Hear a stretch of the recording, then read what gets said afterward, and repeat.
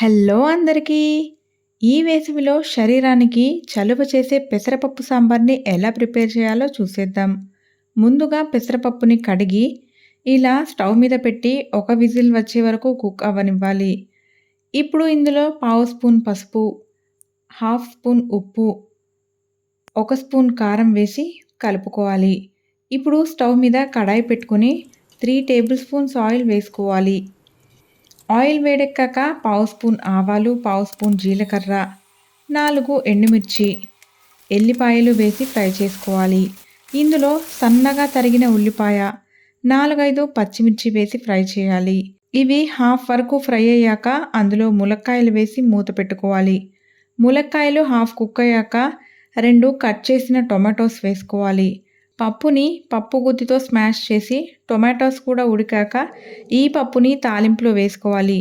కొద్దిగా వాటర్ వేసి అడ్జస్ట్ చేసుకోవాలి. అంతే, సింపుల్ పెసరపప్పు సాంబార్ రెడీ.